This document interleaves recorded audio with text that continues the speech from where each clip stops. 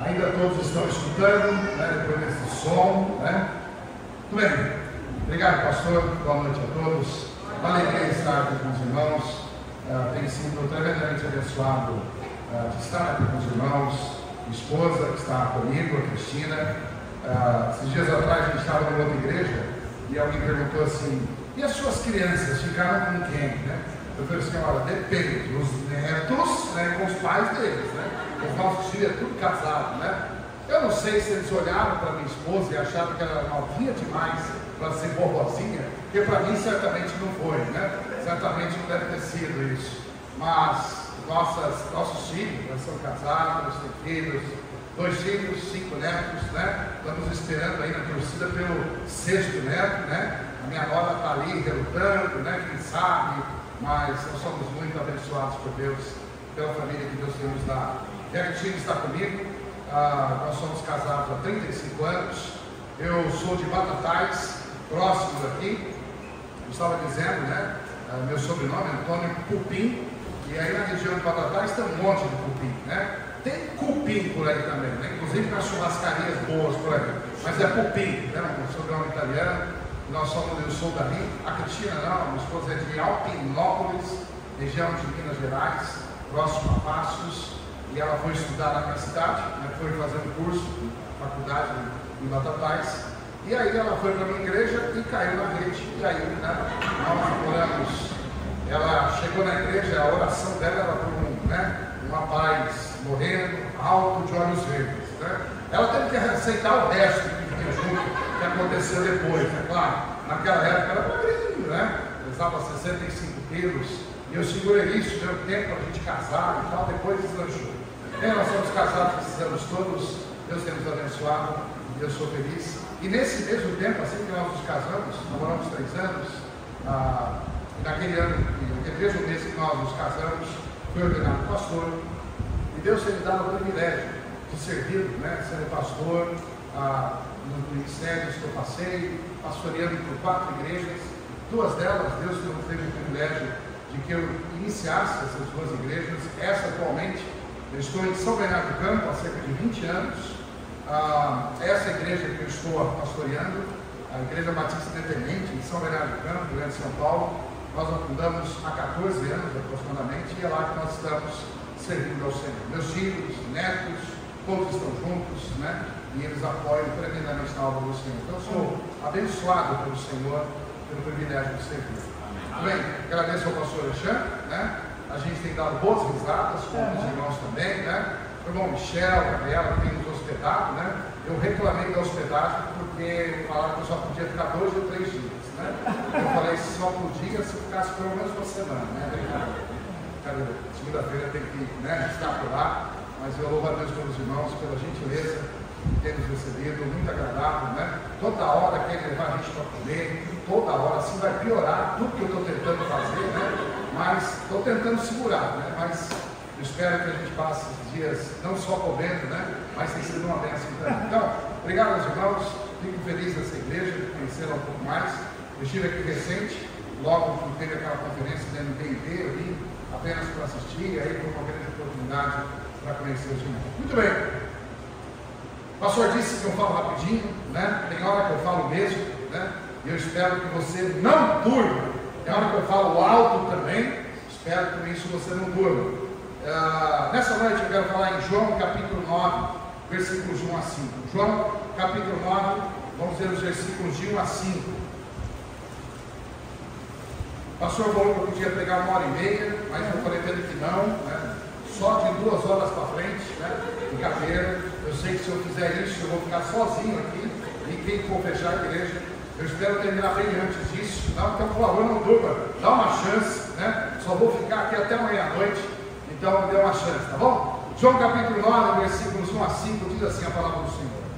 E passando Jesus, viu um homem cego de nascença, e os seus discípulos lhe perguntaram, dizendo: Rabi, quem pecou, este ou seus pais, para que nascesse cego? Jesus respondeu: nem ele pecou, nem seus pais, mas foi assim para que se manifestem nele as obras de Deus. Verso 4. Esse irmão é abençoado, né? Obrigado, meu querido. Mais uma vez, né? Legal, que coisa, né? Acho que eu vou convidar ele lá para São Bernardo, né? Mas não é só para levar água, não. Né? Poxa, irmão, eu já vou até tomar um balinho para me expressar, né? Obrigado, viu? Ontem ele levou água para mim, hoje de novo, vou ficar mal acostumado. Vou chegar na minha igreja e vou exigir que tenha alguém que leve água para mim, né? Afinal, essas bênçãos a gente não explica. Mas o verso 3, então, Jesus respondeu aos discípulos, nem ele pegou nem seus pais, mas foi assim, e eu quero destacar essa expressão, para que se manifestem nele as obras de Deus. O verso 4 e 5, como é que eu faço as obras daquele que me enviou enquanto é dia, e a noite vem, quando ninguém pode trabalhar. E o verso 5, enquanto estou no mundo, sou a luz do mundo. Senhor nosso Deus, obrigado pela tua palavra, pelos cânticos, testemunhos, o tempo na tua casa.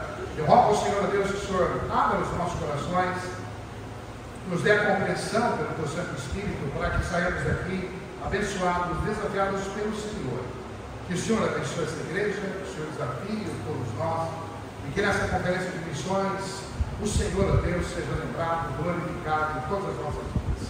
Assim eu oro e agradeço já em nome de Jesus. Amém.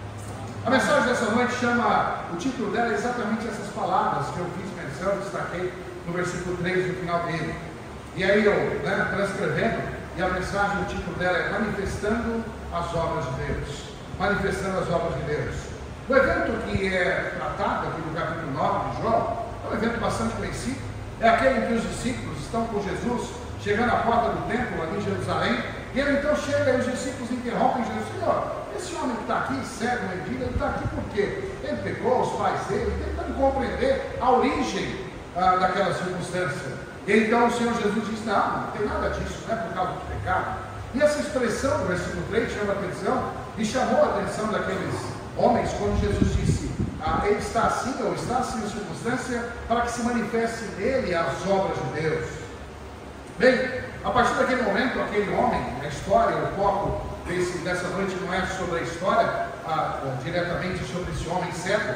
E aí nós vemos pelo texto que Jesus então cospe no chão, parece meio nojento esse negócio, né? Deus, cuspiu no chão, fez um lodinho, uma lamazinha, pegou lá com o dedo, que também não devia estar, aquelas coisas, se a vigilância sanitária passasse ali, vamos pôr uma luva, uma máscara. Mas aí Jesus foi lá, pegou o lodinho, passou no olho daquele cidadão, e curiosamente Jesus curou muita gente imediatamente. Mas nesse caso, Jesus colocou o modo e disse, vai e lava o tanque de Siloé. Tinha que andar um pouquinho.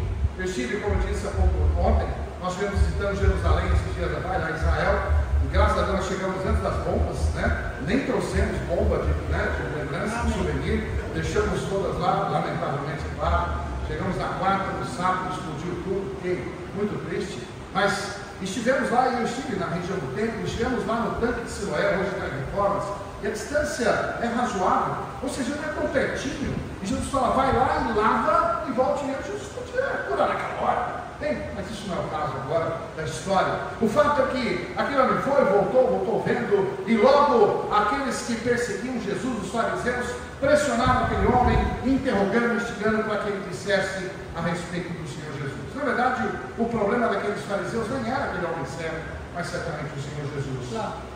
Mas o que chama a atenção, que eu quero destacar nessa noite, é esta frase que o Senhor Jesus termina e coloca no meio dessa história.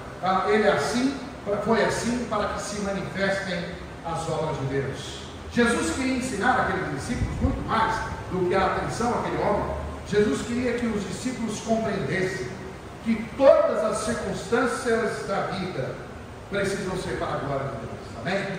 Todas, incluindo as boas e as ruins. Vimos aqui testemunhos de dificuldades, mas tanto nas boas quanto nas circunstâncias ruins, em todas elas, Deus precisa ser glorificado, amém? Amém. E é isso que ele queria dizer. O fato é que muitas vezes nós somos mais rápidos no gatilho para reclamar de alguma coisa que nós perdemos. Quantas pessoas reclamam, Senhor, você me deu, deixou eu perder. Ou algumas porque nunca conseguiu alguma coisa. E às vezes nós estamos tão atrelados a essa preocupação sobre as circunstâncias da vida, boas, ruins, e é importante que a gente passe a considerar em todas elas, perdendo, ganhando, bom ou mal, com muito dinheiro ou pouco dinheiro, com boa saúde ou sem saúde, considere que Deus pode estar usando aquela circunstância para que as obras dele sejam manifestas em mim. Amém. Nós, dessa noite, eu quero destacar 3 personagens bíblicos que tiveram suas histórias registradas na Bíblia, porque tiveram suas vidas transformadas, e são exemplos claros na palavra de Deus, de que como se manifesta a obra de Deus em nossas vidas. Amém. O primeiro exemplo que eu quero falar nessa noite é o homem cego, esse do capítulo 9 de João. E eu quero destacar que logo depois que ele foi curado e Jesus saiu de perto dele, então vieram aqueles religiosos, e lá no versículo 24 e 25 do capítulo 9 de João, diz lá o texto, João 9, 24 e 25, chamaram, pois, pela segunda vez o homem que tinha sido cego, aqui os fariseus, instigando aquele homem, e disseram-lhe, dá glória a Deus, nós sabemos que esse homem é pecador. Dizia que eles queriam dizer que Jesus era pecador. E o verso 25, veja a resposta daquele que fora cego. Respondeu ele, pois, e disse, se é pecador, não sei. Uma coisa sei, é que havendo eu sido cego, agora vejo. Essa é a resposta dele. Amém. Após ser curado pelo Senhor Jesus, então, como eu disse, aqueles religiosos perseguindo Jesus, queriam fazer daquele homem, uma circunstância para que Jesus fosse pego em alguma circunstância. Afinal de contas, era um sábado, era um Shabat, e na tradução judaica, vinda de Moisés, naquele dia nada podia ser feito. E para aqueles homens fariseus, Jesus ter curado aquele homem num dia de Shabat, teria sido ele transgressor da lei. E então queria encontrar, como diz, pelo em ovo, circunstâncias das quais pudessem acusar o Senhor Jesus. Aquele homem, o ex-cego, agora enxergando, ele nem tinha compreendido todas as coisas, ele nem sabia, na verdade, quem o havia curado, nem salvo ele era ainda, tão perdido, agora enxergando. E aí, mesmo assim, nesse primeiro encontro dele com o Senhor Jesus, as coisas já começaram a mudar na sua vida. Bastou se encontrar com Jesus. E aí, o seu testemunho, a sua demonstração das obras de Deus em sua vida. Os versículos 30 a 33, no meio dessa conversa fiada, dessa conversa cheia de ondas, nos versículos 30 a 33, o homem respondeu e disse-lhes, nisto está, pois, essa maravilha, que vós não saibais de onde é, e contudo me abriste os olhos. E o verso 31, ora, aí veja, é curioso, esse homem que vinha já ser um pregador no dia seguinte, em alguns segundos ele praticamente fez um seminário, ele disse assim, olha, nós sabemos, dizendo isso para os jovens, nós sabemos que Deus não ouve a pecadores. Nossa, já sabia toda a teologia, Deus não ouve a pecadores, mas se alguém é temente a Deus e faz a sua vontade, a esse homem. E o verso 32, desde o princípio do mundo, além de tudo conhecer história, desde o princípio do mundo nunca se ouviu que alguém abrisse os olhos a um cego de nascença. E o verso 33 ele dizia dizendo, se esse não fosse de Deus, nada poderia fazer. Poxa, nem salvo era, e já estava manifestando as obras de Deus. Amém. Quando o Senhor se aproxima, lá estava aquele homem, um homem dos piores naquele contexto, pregando sobre Jesus, ter sido enviado por Deus, e ele estava falando a quem? Aos mais religiosos com corações endurecidos que havia ao seu redor. E quem pregava? Era um ex-cego, sem estudo, pobre, e diz o texto que ele estava mendigando naquele lugar. Ou seja, o que esperar de um homem com essas condições? Até aquele momento, era sem dúvida alguma o mais miserável de todos os homens que estava ali ao redor do templo. E Jesus então decide ir justamente ao encontro de quem? Desse homem, desse sujeito, e o cura da sua cegueira física. Logo depois que esse homem passa pelo interrogatório e que eles então largam a mão daquele homem, Jesus então vai em busca daquele homem novamente, vai ao seu encontro, e aí então, além de abrir os seus olhos físicos, agora abriria os seus olhos espirituais. No versículos 35 a 38, é esse momento, esse outro encontro dele com Jesus. Jesus ouviu que tinham expulsado, e encontrando-o, disse-lhe, crês tu do Filho de Deus? Veja como ele ainda estava cego espiritualmente. Ele respondeu e disse, quem é ele, Senhor, para que nele creia? E Jesus lhe disse, tu já o tens visto, e é aquele que fala contigo. Poucas vezes Jesus disse e assumiu quem ele era para alguém. E aí o verso 38 é a sua resposta. E ele disse: creio, Senhor. E observe como termina o versículo: e o adorou. A sua reação de entrega a Cristo foi imediata e sem reservas. Amém. E sabe o que ele fez logo em seguida? Imediatamente adorou o Senhor ali mesmo. Amém. Na frente de todos, sem nenhuma vergonha, sem nenhuma timidez. Não importava quem mais estivesse à sua volta, ali, aos pés do Senhor Jesus, e adorava o Senhor. Amém. Ele sabia que Jesus tinha aberto os seus olhos físicos, tinha aberto os seus olhos espirituais, e agora o Senhor abriu os seus lábios para adorar e anunciar as obras do Senhor. Amém. Havia tantas pessoas muito mais capazes do que aquele homem ali. Afinal de contas, ao redor do templo, sempre tinha homens tão religiosos, pessoas tão disponíveis, talvez, tantas pessoas capazes. Mas Jesus decide que aquele dia, naquele lugar, toda a atenção dos céus se voltaria para aquele homem cego, miserável, mendigo, rejeitado pela multidão. E ao ser curado, salvo, transformado, ele se tornaria na voz mais importante daquele meio para anunciar quem era Jesus. Amém. Que coisa incrível. Amém. A Bíblia não fala mais desse homem, não fala e não deixa seu RG, nem o CPF, nem a cidade da onde ele está falando, nem o celular. Nós não sabemos mais nada dele antes e depois. Mas o testemunho desse homem, da sua transformação e o seu testemunho desses homens, foi conhecido por todos ali. Curiosamente, ao visitar o tanque de Siloé, lá estava uma plaquinha dizendo: aqui Jesus curou um homem cego depois de lavar os olhos. Já pensou? 2000 anos. O testemunho dele continua falando. Depois ele ter morto, lá está vivo até hoje o testemunho desse homem. Amém. Veja, Deus escolheu o pior. De fato, ali, naquele pior, nele Deus manifestaria as obras de Deus. Amém. Segunda pessoa que eu quero mencionar, que você conhece, pode São Tiago, assim espera, em Lucas capítulo 8, outro contexto, Lucas capítulo 8, versículos 1 a 3, diz lá o texto, Lucas 8, 1 a 3, estou de olho no relógio, para ver se chega uma hora, eu quero parar antes disso, na brincadeira, né? Dizem que até tem janta hoje, eu sei que eles prometem isso, para depois de pregar. Eu acho que essa igreja tem uma história, né? Assim, vai lá para o break, depois tem janta. Aí fica aquela coisa, né? Tem que pregar rápido, porque senão a janta esfria. Então eles estão com esse jogo aqui, eu já estou denunciando aqui o pastor, né? Já disseram que se eu terminar logo tem janta. E aí, mas brincando, pastor, brincadeira. Esse povo vai acreditar em mim, pastor. Só nisso eu estou brincando, o resto é verdade.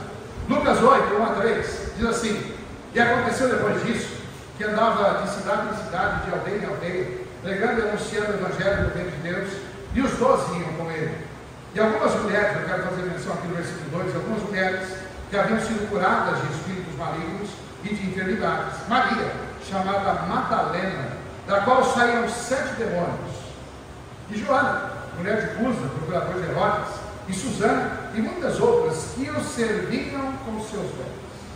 O Evangelho de Lucas fala sobre essas mulheres que seguiam Jesus no seu ministério. E dentre elas é mencionado então Maria, nome bem comum naqueles dias, né? E a gente tem outras Marias aqui no contexto bíblico. E essa Maria ela é identificada como sendo Maria Madalena. Na verdade, o seu nome, o seu sobrenome, na verdade, Madalena, não era exatamente um sobrenome, era sim a origem de onde ela tinha saído, ou seja, a cidade dela. Maria era da cidade de Magdala, um vilarejo, cerca de 5 quilômetros próximo de Cafarnaum. Nós estivemos visitando Magdala nessa viagem, e curiosamente, essa cidade, esse vilarejo, ele só foi descoberto pela arqueologia há poucos anos atrás, menos de 20 anos atrás. Alguém ia construir um grande hotel no lugar, e aí pediram autorização pública para a construção, e antes vai uma equipe, faz umas pequenas escavações para saber se tem vestígios ou ruínas, e de repente se encontraram com Magdala. E aí parou tudo, aí virou um complexo religioso, e lá, na verdade, se descobriu e se tornou válida a afirmação bíblica de que havia uma cidade chamada Magdala, e daquela cidade havia saído Maria. Que coisa, né? A Bíblia é incrível. E aí, então, o verso 2 que nós lemos agora, diz que essa mulher havia sido liberta por 7 demônios. O Evangelho de Marcos também fala a mesma coisa. Nós não temos na Bíblia o registro desse momento em que Jesus se encontra com Maria Madalena, e ela então é libertada do sul domínio das trevas. Alguns até comentaristas até acreditam que essa mesma Maria de Magdala, Maria Magdalena, seria aquela pega em adultério em João capítulo 8, ou ainda aquela que havia derramado perfume aos pés do Senhor Jesus, quando ele jantava lá em Lucas capítulo 7, verso 37. Mas, na verdade, nem que ela era prostituta, nem que ela teria sido pega em adultério, e muito menos que ela teria sido aquela que derramara perfume. Não há evidência bíblica alguma, mas o que a Bíblia declara, e aí sim, não pela suposição, é que o estado anterior daquela mulher, antes de se encontrar com o Senhor Jesus, era uma mulher dominada pelas trevas, totalmente controlada por Satanás e seus demônios. E então nós vimos pela palavra que quando Jesus vai ao encontro dela, ela é liberta totalmente, sem qualquer resquício da ação demoníaca.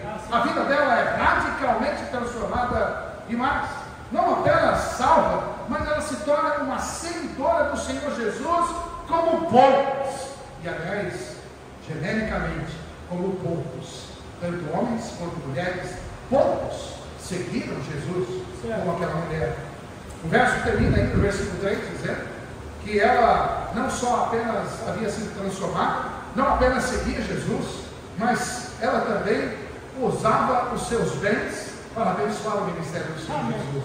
Já pensou? É fácil, aliás, não é tão fácil, mas é mais comum a gente ver pessoas que abrem o coração, mas abrir carteira, rapaz, aí é mais difícil, né? Tem gente que é salvo, mas fica com a mão assim, né? Vai fazer oferta, tira a oferta, a mão fechada, põe a mão no bolso, o escorpião pica. E tem gente que é salvo, vai para o céu, sem dar um tostão na obra do Senhor. Puxa, que coisa, faltou alguma coisa. E essa mulher dá um exemplo de uma transformação completa. Ela tinha entendido que tudo dela era do Senhor agora. Se antes tudo dela era para Satanás, agora sem reservas, tudo dela era para o Senhor, inclusive os seus bens. Que transformação!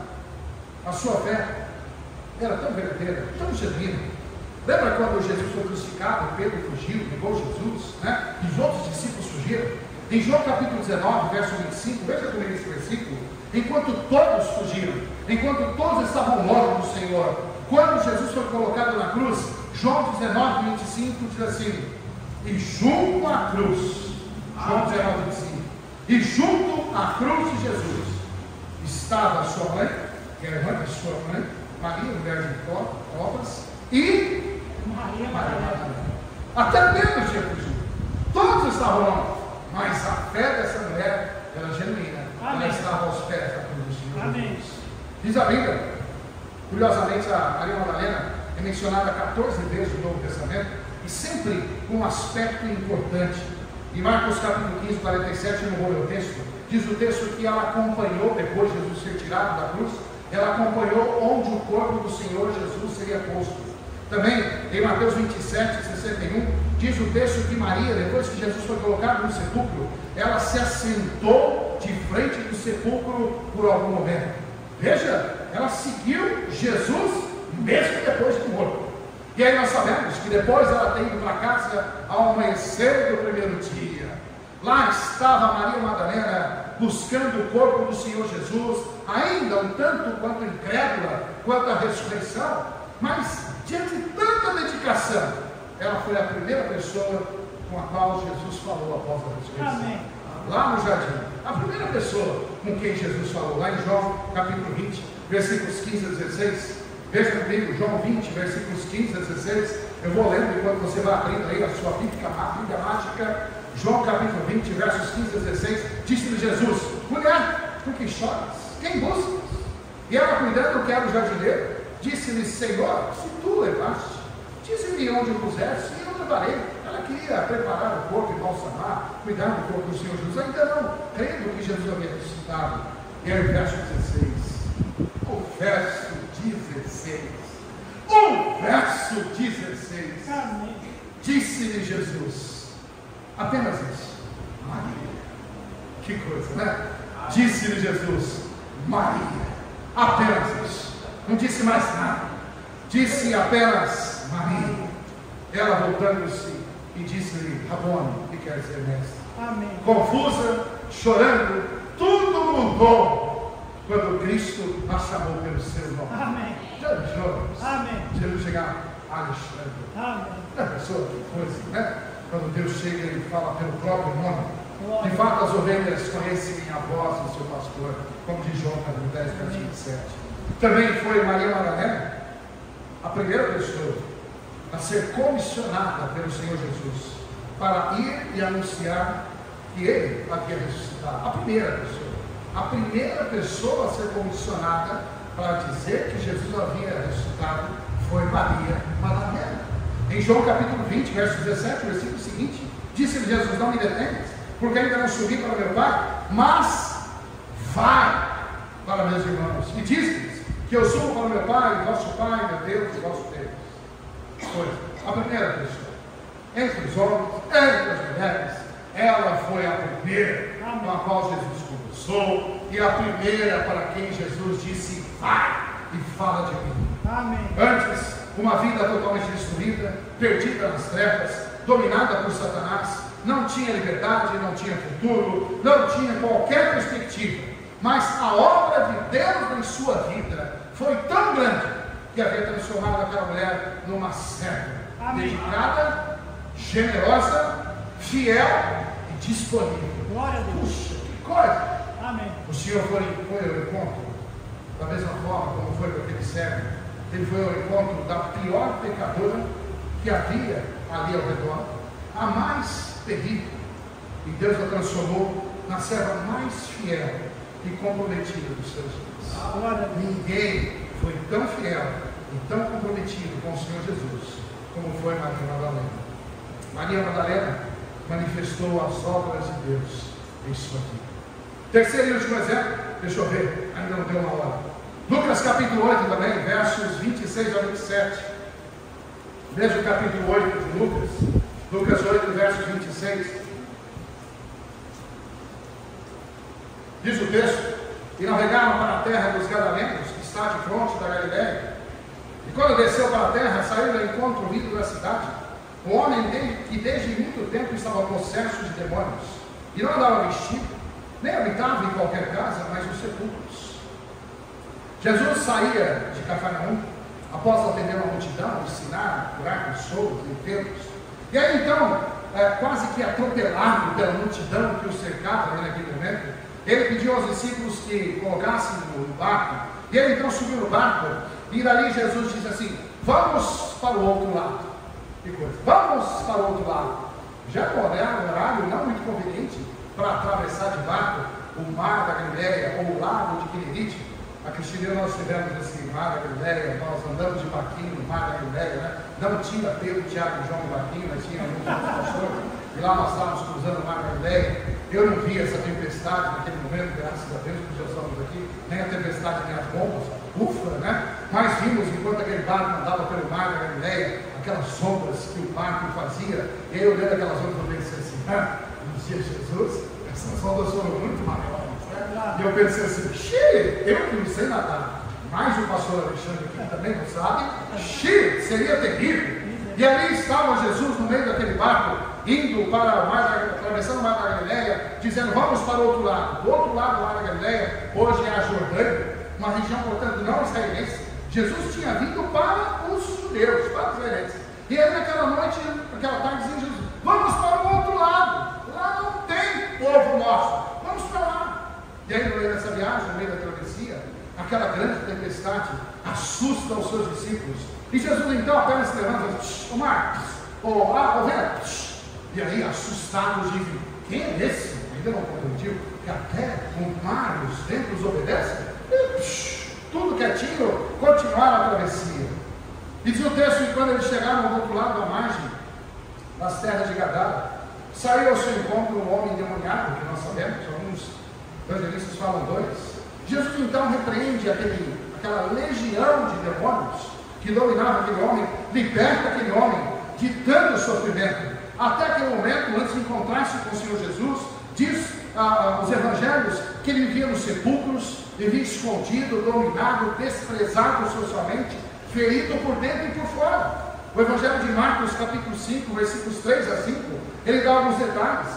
Marcos 5, 3 a 5, falando sobre ele, diz assim: o qual tinha sua morada nos sepulcros, e nem ainda com cadeias o podia alguém prender, porque tendo sido muitas vezes preso com grilhões e cadeias, as cadeias foram feitas por eles em pedaços, e os grilhões em migalhas. Veja a força que esse homem tinha, veja o poder que Satanás tinha colocado nesse homem fisicamente, capaz de arrebentar as correntes, e ninguém o podia amansar. Ninguém, a não ser aquele que chegara. Amém. E andava, diz o texto, andava sempre, de dia e de noite. Observe bem essa expressão: clamando pelos montes, clamando pelos montes e pelos sepulcros, e ferindo-se com pedras. Que coisa! Jesus não tinha ido para aquela região de Gadara. Naquela região de Gadara havia um conjunto de cidades chamadas de Decápolis, 10 cidades juntas. E curiosamente, pessoas daquela região já tinham ido para seguir Jesus. Em Mateus 4, que vou ler agora, verso 25, fala que pessoas de Decápolis seguiam Jesus. Curiosamente, outros já tinham vindo procurar Jesus. Mas Jesus agora não atravessa o mar da Galileia, não acalma o mar para encontrar nenhuma dessas. Naquele dia, Jesus decidiu que atravessaria o mar da Galileia, enfrentaria a fúria da tempestade e o terrível poder das trevas, apenas para se encontrar com um homem. Apenas um homem. E sabe quem ele era? O pior homem que havia naquela região aos olhos dos homens. Era o pior ser humano aos olhos dos homens. E Jesus não foi por causa da multidão. Jesus não foi por causa daqueles que se achavam bons. Jesus foi em busca do pior, daquele que era o pior dos pecadores. Foi o Senhor Jesus, confrontou Satanás e a dominação diabólica, libertou aquele homem de todo desprezo e o transformou num homem decente, digno. E aí, quando a multidão curiosa chegou, lá em Lucas 8:35, vieram os curiosos, né? Diz o texto, saíram vendo o que havia acontecido e vieram ter com Jesus. E aí diz o texto 8:35, acharam então o homem de quem havia saído os demônios. Veja como ele estava agora, vestido em seu juízo, assentado aos pés de Jesus, e temeram. O Senhor resgatava naquele homem o projeto divino, que é fazer dos todos a imagem e semelhança do Senhor.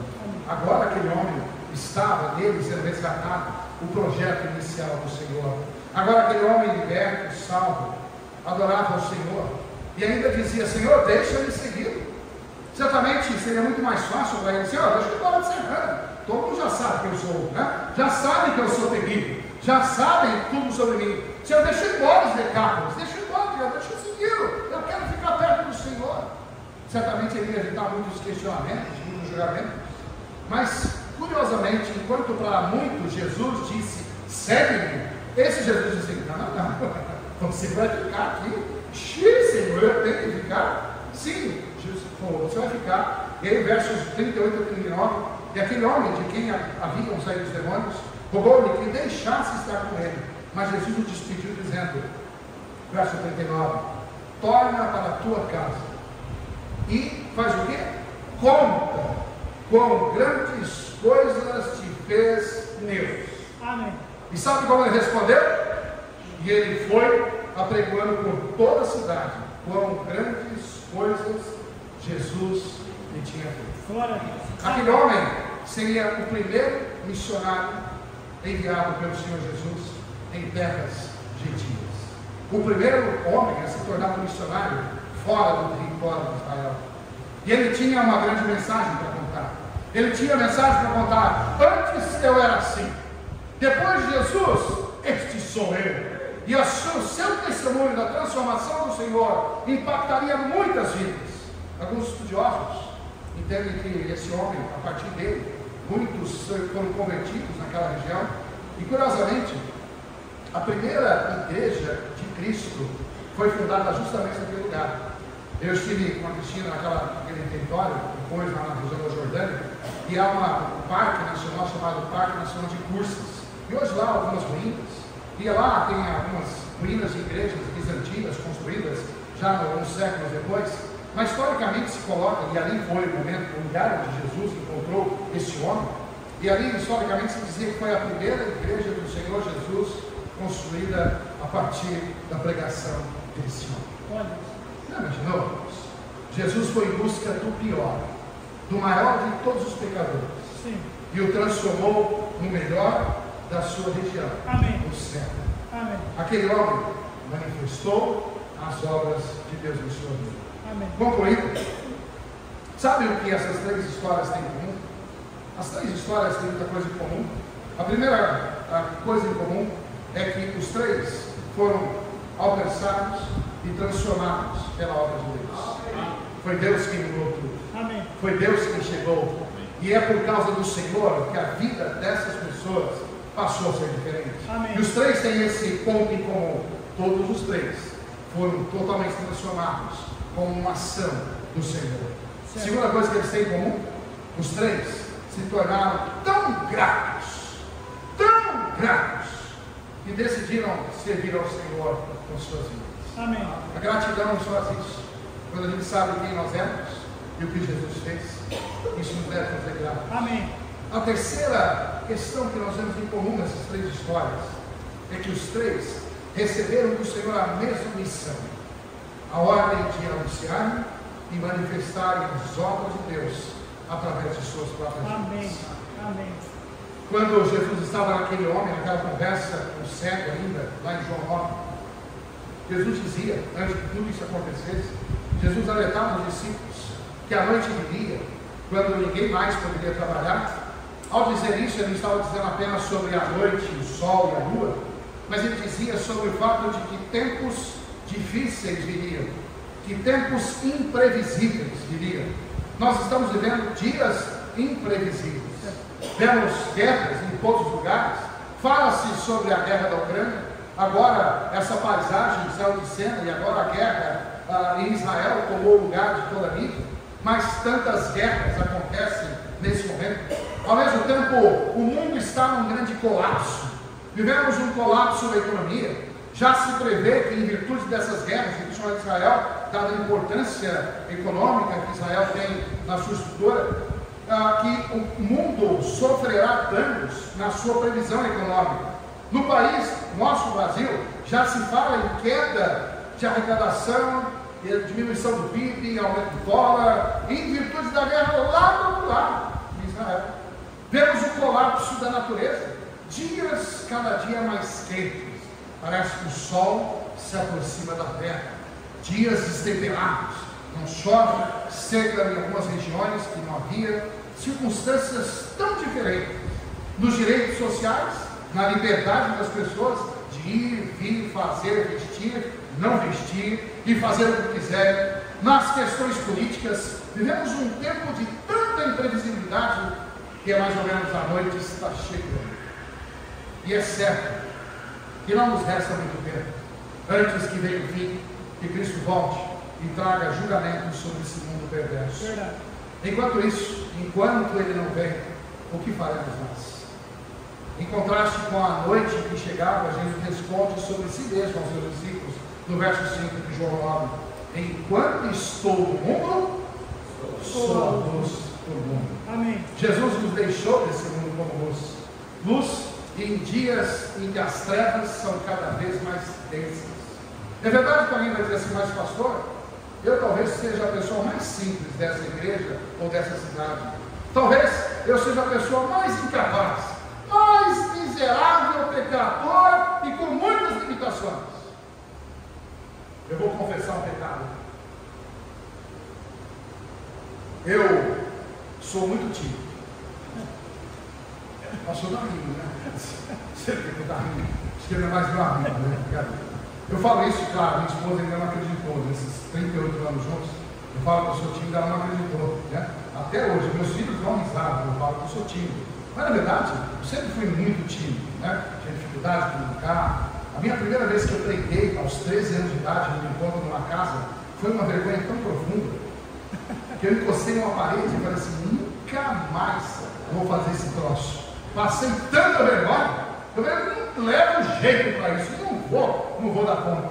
Mas Deus é tão bom, né? Amém. Que transforma pessoas simples, incapazes, miseráveis pecadores, com limitações, Afinal de contas, como Paulo disse em Coríntios 1, 27, 28, Deus escolheu as coisas vis, loucas e desprezíveis desse mundo para envergonhar as sábias. E eu certamente me reconheço nas questões loucas, desprezíveis e vis aqui. Aquele homem cego diante dos sábios religiosos foi assim. Aquele homem, quem era ele para ensinar os fariseus como e quem era Jesus? Assim foi com Maria Madalena. Quem era essa mulher, dado o seu histórico, com tantas limitações morais na sociedade, para seguir Jesus tão perto e fazer tanto pelo Senhor? E quem era aquele homem de Gadara, que havia perdido toda a sua credibilidade diante de todos os homens, para falar de Jesus ao seu próprio povo? E a gente poderia aqui passar a noite inteira falando de outros personagens bíblicos, que nos seus dias, mas também fora do contexto bíblico, nos 2000 anos de cristianismo, tantos outros que nos seus dias decidiram não envergonhar o Senhor, mas que Deus usou cada um deles para que da sua forma, no seu tempo, nas suas circunstâncias, pudessem manifestar as obras de Deus em suas vidas. Hoje não é mais o dia daquele homem cego, nem de Maria Madalena, e muito menos o tempo daquele homem de Gadara. Hoje é o nosso tempo. Hoje é a nossa oportunidade, hoje é a nossa decisão, hoje é a sua decisão e a minha decisão, se com os nossos dias e enquanto estamos nesse mundo, se vamos ou não manifestar as obras de Deus em nós. Senhor nosso Deus, obrigado pela tua palavra e que ela desafie-nos, todos nós, a reconhecermos quão miseráveis somos todos. Nenhum de nós é coisa alguma perante o Senhor. Somos pequenos, indignos, pecadores, limitados, imperfeitos. Ó Deus, mas o Senhor tem escolhido justamente este povo aqui, essa igreja, para que manifestem as obras do Senhor nessa cidade. O Senhor tem escolhido essa igreja, esse pastor, cada um aqui, eu, meu povo lá em São Bernardo, para que nós manifestemos as obras do Senhor e as pessoas ao nosso redor reconheçam Jesus através de nossas vidas. Que os nossos lábios, que os nossos testemunhos, que o nosso sacrifício, que a nossa dedicação, que a nossa entrega de vida, de recursos à tua obra, ao final tenha só propósito que seja manifestas as tuas obras em nossas vidas. Ó Deus, abençoe essa igreja, desafie, levante mais servos e servas tuas aqui, para que onde estiverem, que o Senhor seja conhecido, para que onde forem suas vidas sejam conhecidas como servos e servas do Senhor. Transforme nossas vidas, muda o nosso coração, quebrando o nosso orgulho, faça-nos reconhecer quem somos perante o Senhor. Eu peço que o Senhor nos transforme na tua casa, na tua presença nessa noite. Eu oro em nome de Jesus, crendo que o Senhor tem um grande propósito nesse povo aqui nesse lugar. Eu peço permissão ainda em oração para falar com você, enquanto você está orando aí no seu lugar. Eu gostaria de terminar com a permissão do pastor, essa mensagem. Eu quero incluir você na minha oração, enquanto ninguém está orando. E se Deus falou no seu coração, e se há algo que você gostaria de dizer, colocar-se a sua vida à disposição do Senhor. Talvez algumas áreas ainda estão retidas, contidas, envergonhadas. E chegou o tempo do Senhor, tudo entregarei. Está aqui a minha vida. Quero manifestar as obras do Senhor em minha vida por completo.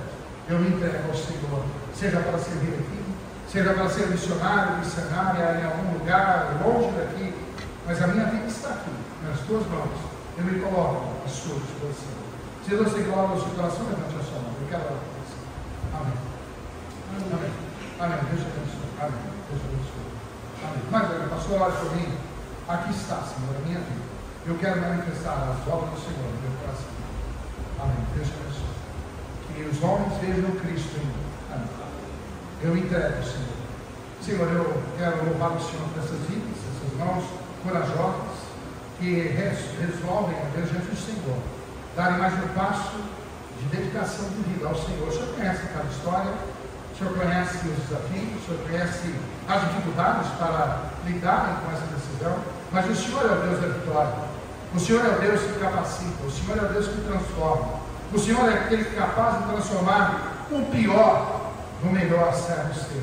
Ó Deus, eu coloco nas suas mãos esses servos e servas do Senhor, queridos e amados, para que encontrem no Senhor a direção para as suas vidas. E o Senhor possa usá-los para honrar e glória do teu santo nome. Eu te peço e agradeço em nome de Jesus. Amém.